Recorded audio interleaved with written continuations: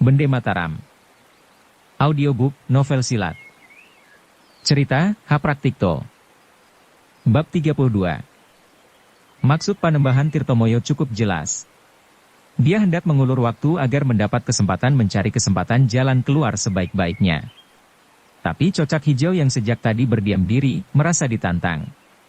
Memang dialah orang yang pertama kali merasakan benturannya, tatkala berada di dalam gelanggang pertarungan hendak menghajar Sangaji. Biarlah aku belajar mengenal dengan Tuan. Akan kubikin dia percaya dengan menjungkir balikan Tuan di depan hidungnya, serunya keras. Saudara, potong Panembahan Tirtomoyo. Bukan maksudku mengadu saudara di depan si bocah, tetapi sebaliknya perlihatkan kepandaian saudara di depannya. Dengan sejurus dua jurus ilmu kepandaian saudara, aku percaya dia bakal terbuka matanya. Dia bakal mendapat pengertian, bahwa di luar gunung ada gunung lainnya. Di luar pulau ada persada bumi yang lebih luas lagi. Kelak dia pasti jera dan tak berani mengumbar tingkah laku. Cocak Hijau mendongkol.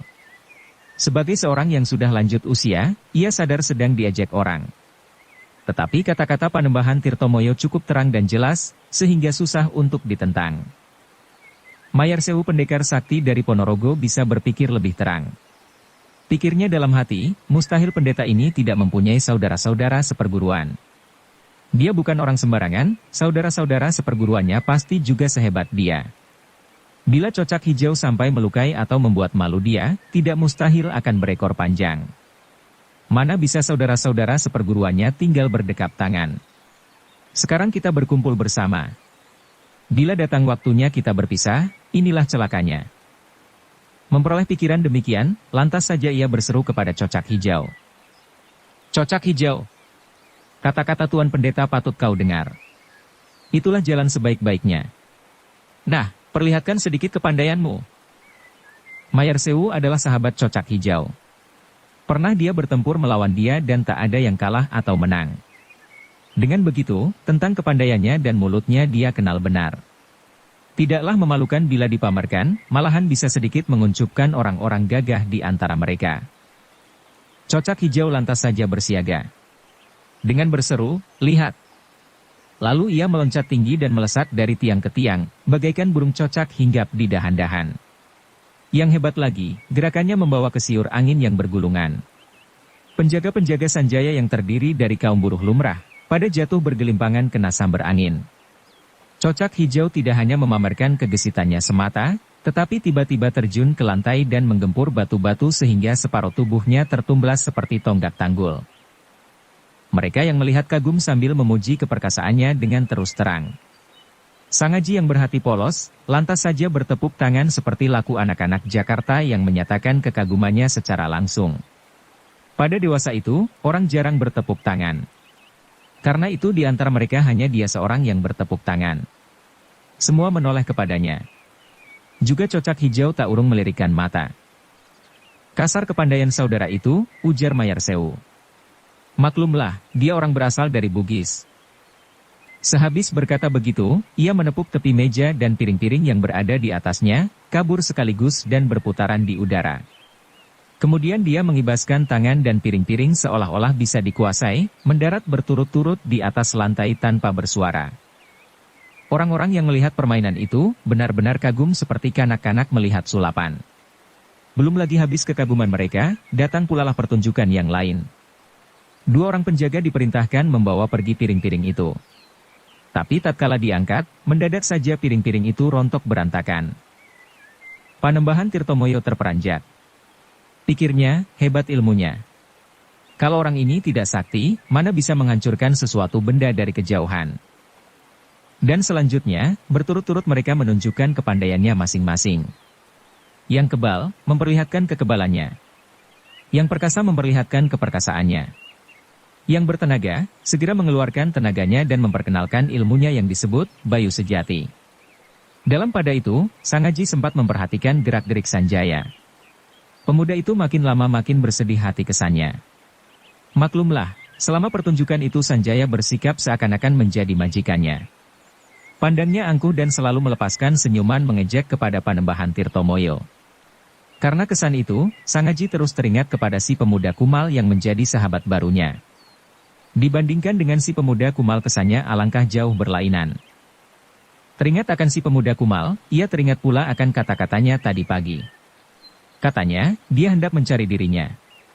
Maka diam-diam, ia mengantongi 4 bongkah daging goreng. Bukankah kawannya itu senang menikmati makanan? Sekarang sang Dewa Resi, tiba-tiba terdengar Sanjaya berseru. Bolehkah kami melihat dan menyaksikan kepandaian Tuan? Sang Dewa Resi tersenyum. Ia melirik kepada 2 opsir Belanda yang semenjak tadi berdiri ternganga-nganga. Di depan mereka nampak setumpuk batang sendok dan garpu perak. Segera dia berdiri meminjam perlengkapan makan itu. Kemudian dengan gerakan acuh tak acuh melemparkan semua sendok dan garpu ke udara. Mendadak saja dia mengibaskan tangan dan sendok-sendok serta garpu-garpu itu tertancap rapi di atas lantai. Sang Dewa Resi pandai menebak hati mereka. Seketika itu juga, dia berdiri tegak. Kemudian dengan depakan perlahan, dia mementalkan meja panjang yang penuh minuman dan makanan. Mayer Sewu dan Panembahan Tirtomoyo terperanjat. Pikir mereka berbareng, pantas, orang kagum dan segan kepadanya. Kecakapan menguasai benda yang sedang terbang untuk dibuatnya senjata, bukanlah suatu kepandaian main-main. Dalam suatu pertempuran, banyak guna faedahnya. Musuh yang bersenjatakan panah, bisa mati tercengkang oleh senjatanya sendiri. Tapi mereka yang belum mengerti arti kepandaian itu, tetap berdiam diri. Memang dibandingkan dengan pertunjukan-pertunjukan yang serba kasar, kurang meriahkan hati. Sang Dewa Resi pandai menebak hati mereka. Seketika itu juga, dia berdiri tegak. Kemudian dengan depakan perlahan, dia mementalkan meja panjang yang penuh minuman dan makanan. Anehnya, semua minuman dan makanan tidak ada yang berkisar dari tempatnya. Terus dia menangkap pantat meja itu dan dibawanya melompat ke atas sendok-sendok dan garpu-garpu yang tertancap di atas lantai. Lalu dia bersilat dengan lincah sampai 9 jurus. Setelah selesai, kembali dia melontarkan meja panjang penuh hidangan itu ke udara. Tangannya mengibas dan meja itu mendarat perlahan di tempatnya semula. Berbaring dengan itu, ia melesat dari atas sendok-sendok dan garpu-garpu yang tertancap di lantai dan kemudian duduk dengan tenang di atas kursinya. Sama sekali, tak nampak dia letih atau mengangsur napasnya. Inilah hebatnya. Ih! Panembahan Tirtomoyo heran seraya mengerling kepada Sanjaya. Macam apa Pangeran Bumi Gede ini, sampai bisa mengumpulkan orang-orang gagah sebanyak itu? Untuk berjumpa dengan salah seorang saja di antara mereka biasanya bukan gampang. Mengapa mereka sudi berkumpul di sini? Apa kepentingan mereka? Dan apa pula maksud Pangeran Bumi Gede? Pikirnya. Dia sendiri, sebenarnya bermaksud hendak mengunjungi makam almarhum Kiai Lukman Hakim di Cirebon. Tak tahunya sesampainya di Pekalongan, ia melihat gelanggang pertarungan dan tertarik pada kemuliaan hati Sang Aji. Lantas saja dia terlibat dalam suatu persoalan. Kini secara kebetulan pula menyaksikan berkumpulnya orang-orang gagah dari semua penjuru. Sang Aji kagum bukan main. Mulutnya tak ada henti-hentinya memuji kepandaian Sang Dewa Resi. Bagaimana tidak? Sendok-sendok dan garpu-garpu yang tertancap di lantai tidak ada yang melesat atau miring. Sedang tadi, Sang Dewa Resi terang-terang bersilat di atasnya sambil membawa beban sebuah meja panjang lagi besar. Bagaimana cara dia mengurangi berat benda dan berat badannya? Sampai di sini pertunjukan nampaknya hampir selesai. Tinggal Yui Rumpung sendiri yang belum memperlihatkan kepandaiannya. Diam-diam Panembahan Tirtomoyo sadar akan bahaya. Sehabis orang itu memperlihatkan kepandaiannya, pasti mereka bakal bertindak menangkap Sang Aji. Kalau sampai kena tangkap, bagaimana si anak muda bisa lolos dari suatu siksaan tak terlukiskan lagi? Memikirkan demikian, ia lantas bertindak cepat. Dengan tak terduga-duga, ia menangkap Sanjaya dengan suatu kesehatan luar biasa dan kemudian menjengkelit pemuda itu di depan hidungnya. Sanjaya terperanjat. Ingin dia meronta, tetapi mendadak saja tubuhnya serasa seperti lumpuh sampai tak dapat berkutik. Para tetamu lainnya tak kurang-kurang terkejutnya. Salah seorang dari mereka akan maju, tetapi Sang Dewa Resi segera berkata, "Tuan-tuan, harap tenang.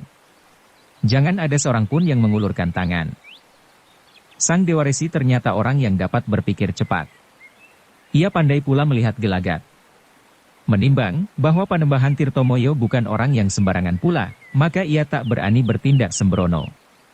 Sedikit menimbulkan kecurigaan, sang pendeta bisa membunuh mampus anak Pangeran Bumi Gede.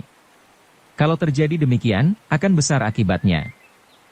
Panembahan Tirtomoyo kemudian berkata sambil menarik Sangaji di sampingnya, kami tak berselisih atau bertengkar dengan tuan-tuan. Kami juga bukan sanakadang bocah ini seperti yang kami terangkan tadi. Sekarang, tuan-tuan telah memenuhi permohonan kami untuk memberi kesan sedikit kepadanya. Cukuplah hal itu untuk menjadi buah pengalamannya. Kami tanggung, dia takkan berani berlaku kurang ajar lagi terhadap tuan-tuan sekalian. Dengan kesadaran ini, perkenankanlah kami mohon belas kasih dan kemurahan tuan-tuan. Bebaskanlah bocah ini. Semua yang mendengar dia membungkam. Mereka mengarahkan pandang kepada Sanjaya yang terbekuk tak mampu berkutik lagi. Diam-diam mereka mengeluh dalam hati. Apabila tuan-tuan bersedia meluluskan permohonan kami ini, anak muda ini pun akan kami lepaskan pula, kata Panembahan Tirtomoyo meneruskan. Seumpama sebuah benda, putra Pangeran Bumi Gede jauh lebih berharga daripada bocah ini. Sebab dia adalah anak dari seseorang yang tak mempunyai kelas. Anak rakyat jelata yang hidup menempel di bawah perlindungan tuan-tuan penguasa negara. Jika kita pertukarkan, bukankah pihak tuan yang lebih beruntung? Nah, bagaimana pendapat tuan-tuan sekalian? Yuyu Rumpung yang masih penasaran tak dapat lagi mengendalikan diri. Tetapi ia mengenal bahaya berkat usianya yang cukup makam garam. Maka ia meledak. Tuan Pendeta agaknya bukan seorang manusia yang pandai mengaji dan bersujud pada penguasa jagat. Di luar dugaanku, pandai juga menjenguk persoalan dunia. Ehem. Sang Dewa Resi mendehem. Dehem itu disertai suatu tenaga mantra, sehingga terasa pengaruhnya. Kemudian berkata tegas, jangan banyak cincong. Tawaran sang pendeta cukup adil. Kata-kata sang Dewa Resi merupakan keputusan mereka. Maka Panembahan Tirtomoyo membebaskan Sanjaya. Sadar bahwa yang hadir bukanlah orang yang tolol dan kelicikan serta kelicinan mungkin di luar perhitungan dan dugaan, maka cepat-cepat Panembahan Tirtomoyo mengundurkan diri sambil menggandeng tangan Sangaji. Izinkanlah kami mengundurkan diri sampai bertemu lain kali, katanya takzim. Semua orang tertegun, seperti rombongan penonton sandiwara menyaksikan pembunuhan di atas panggung. Sanjaya lalu datang menghampiri seraya menyahut dengan senyuman, berkenalan dengan Paman, tiada ruginya. Sudilah sekali-kali Paman berkunjung ke pondokku di wilayah Bumi Gede Yogyakarta. Sayang, di sini tidak ada waktu untuk membicarakan lebih leluasa. HM, dengus Panembahan Tirtomoyo melalui hidungnya. Urusan kita telah selesai. Apa perlu berhubungan lagi denganmu? Sanjaya tersenyum panjang. Air mukanya tidak berubah seperti berhati batu gunung, ia malahan membungkuk hormat dan mengantarkan Panembahan Tirtomoyo sampai keluar halaman. Terang-terangan Yuyu Rumpung melancarkan serangan kilat daripada membiarkan diri diserang, Panembahan Tirtomoyo membalas serangan pula. Kesudahannya hebat luar biasa. Yuyu Rumpung yang semenjak tadi mengawasi dengan muka guram, segera ikut serta mendampingi Sanjaya sambil berjaga-jaga. Hatinya menaruh curiga kepada orang tua itu, karena menganggap lagak lagunya tak beda dengan dirinya sendiri. Sampai pintu pagar, Panembahan Tirtomoyo sambil membungkuk dengan hormat untuk perpisahan. Sanjaya pun buru-buru membalas hormatnya. Mendadak Yuyu Rumpung lari menubruk sambil berseru, "Sang pendeta! Ini ada sesuatu yang ketinggalan." Terang-terangan Yuyu Rumpung melancarkan serangan kilat yang tak terduga-duga. Panembahan Tirtomoyo tak sempat lagi menangkis, karena gerakan Yuyu Rumpung sangat cepat. Dalam kegugupannya ia memperoleh pikiran cepat. Daripada membiarkan dirinya diserang lebih baik membalas serangan pula. Memikir demikian, lantas saja dia maju menubruk. Masing-masing terhantam dadanya dan terpental mundur satu langkah. Tubuhnya bergoyangan seperti tonggak tipis terayun angin. Sungguh mati, aku merasa takluk, kata Yuyu Rumpung. Air mukanya berubah dan mundur satu perlahan-lahan. Panembahan Tirtomoyo tersenyum. Bertanya, barang apa yang masih ketinggalan? Sampai aku gugup menyambut kelalaian itu. Yuyu Rumpung gusar diajak demikian. Segera ia mendamprat.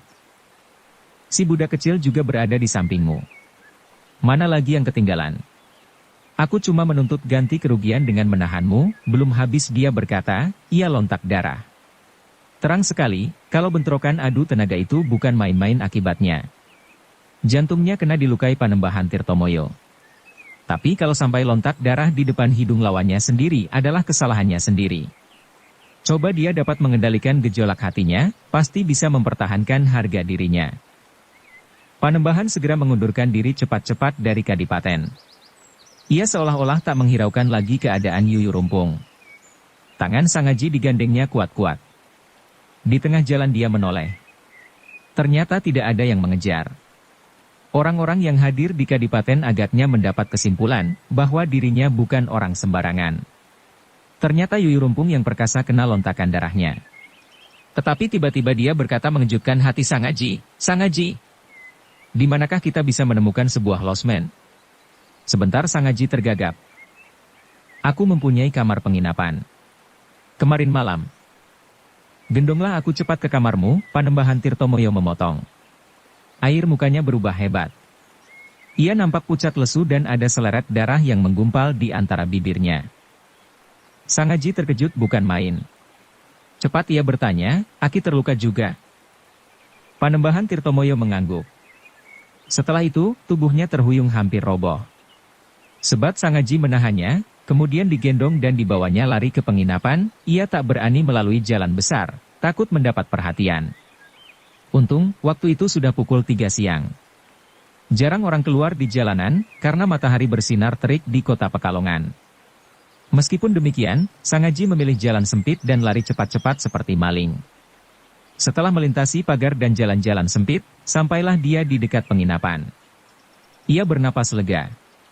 Karena sebenarnya, dia belum kenal lika-liku jalan kota Pekalongan. Tadi dia hanya lari dengan memilih kiblat tertentu belaka. Setibanya di dalam kamar, Panembahan Tirtomoyo segera minta disediakan sebuah jambangan besar berisi air bersih. Maka dengan cepat Sangaji memanggil pelayan. Dengan berbekal uang, ia dapat memperoleh pelayanan yang seluas-luasnya. Bahkan teman-teman si pelayan tadi pada datang berebut untuk memenuhi kehendak Sangaji. Ini semua demi gerincing uang. "Aki tidak luka. Apa perlu membutuhkan air?" Sangaji minta keterangan. Panembahan Tirtomoyo tidak menjawab. Tapi begitu jembangan besar itu berisi air, lantas saja ia merendam diri dengan mengatur napas. Seketika itu juga, segumpalan darah hitam terlontak dari mulutnya. Maka setiap kali lontak darah, Sangaji harus mengganti air sampai 7 kali berturut-turut. Sekarang, air muka Panembahan Tirtomoyo nampak pulih kembali segar bugar. Tapi tubuhnya masih lemah. Dengan suara lemah dia berkata, "Sungguh berbahaya. Orang itu bukan sembarangan. Dia memiliki ilmu pukulan raksasa dengan disertai aji ismu gunting." Titisari si gadis manja. Sangaji tertegun. Sekarang tahulah dia apa arti suatu pukulan dengan disertai ilmu sakti. Panembahan Tirtomoyo yang bukan anak kemarin sore, bisa rebah kena pukulan itu. Lalu ia membayangkan diri sendiri. Seumpama dia yang kena pukulan demikian, bagaimana akibatnya tak dapat ia bayangkan. Bulu kuduknya lantas saja mengeridik. "Aki, apa Aki sudah sembuh?" tanyanya. Dengan tersenyum, Panembahan Tirtomoyo menggelengkan kepala. "Jika aku tak berhasil menemukan sesuatu ramuan dedaunan, belum tentu aku bisa mempertahankan diri dalam satu malam ini saja." Sangaji terperanjat sampai air mukanya berubah. Gugup ia minta penjelasan. "Ramuan dedaunan apa saja itu?" "Entah di sini akan kuperoleh, aku tak bisa memastikan. Mengingat waktu sependek ini, bila tidak suatu keajaiban, pasti, aku." "Cobalah jelaskan. Aku akan berusaha mencari ramuan dedaunan itu," desak Sangaji keras. Panembahan Tirtomoyo mengawasi pemuda itu lama-lama. Akhirnya dengan menghela napas dia menuruti kehendaknya. "Ambilkan sesobek kertas. Aku akan menulis beberapa catatan jenis daun. Cobalah cari di toko-toko tabib atau toko obat Tionghoa. Jika untungku baik, kamu akan berhasil menemukan." Segera Sangaji menyehatkan selembar kertas sobekan dan sebatang alat tulis. Dengan gemetar Panembahan Tirtomoyo menulis beberapa nama jenis daun, kemudian diserahkan kepada Sangaji. "Nah, kusertakan doaku kepadamu," bisik Panembahan Tirtomoyo. Sangaji terus melompat keluar pintu. Setelah menutup rapat, ia memasukkan catatan itu ke dalam saku. Tiba-tiba tangannya menyentuh lipatan kertas si pemuda kumal. Segera ia merogohnya keluar sambil berpikir, Hampir saja aku lalai lagi. Cepat ia membuka lipatannya dan terus dibaca, ia heran ketika membaca bunyi tulisannya. Tadinya dia mengharapkan akan bisa mengetahui nama si pemuda kumal, mendadak saja di luar dugaan tulisan itu berbunyi, apakah kamu sudah mandi? Apa maksudnya? Sang Haji mencoba menduga-duga. Mengingat bahwa sahabatnya itu senang bergurau, akhirnya dia tersenyum seorang diri. Ia menganggap lucu dan ingin sekali berjumpa dengannya untuk mencubit punggungnya. Sambil memasukkan lipatan kertas itu ke dalam sakunya kembali, bergegas ia keluar losmen. Ia mencoba mencari rumah-rumah obat dan tabib-tabib tertentu. Tetapi ramuan obat yang dikehendaki Panembahan Tirtomoyo tak dapat diketemukan. Masih dia berusaha mencari dukun-dukun di pedusunan sekitar kota, namun usaha itu sia-sia belaka. Pada petang hari dia kembali ke losmen dengan hati lemas. Segera ia melaporkan usahanya yang tak berhasil kepada Panembahan Tirtomoyo.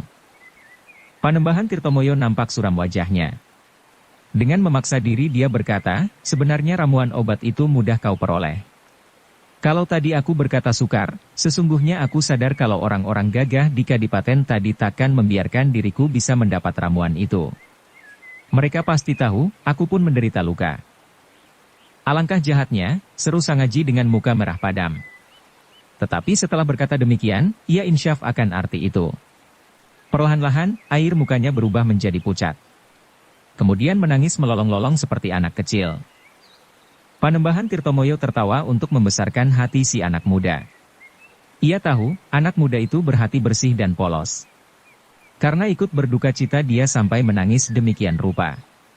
Maka orang tua itu berkata menghibur. Bocah, kenapa menangis? Apa perlu menangis? Aku kan belum mati. Lihat, aku masih sehat walafiat.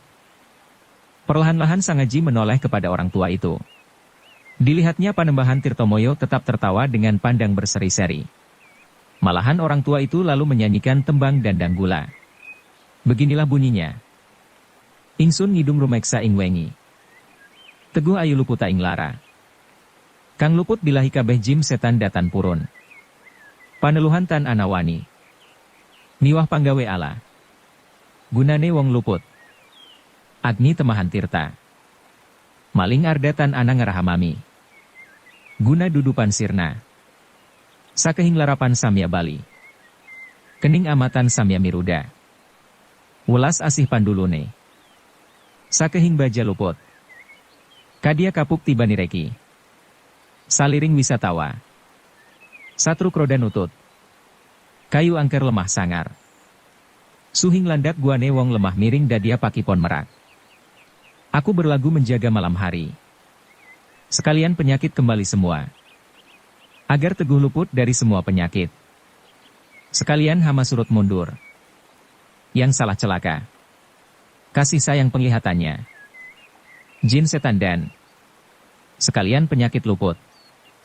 Juga mantra tenung tak berani. Apabila runtuh tak ubah kapuk. Terjemahan bebas.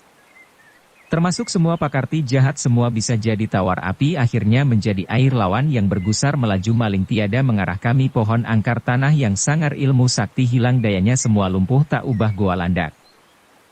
Berubah menjadi tempat pemandian burung merak. Bersambung ke bab 33. Dukung kami dengan subscribe, follow, like, komen dan share. Terima kasih.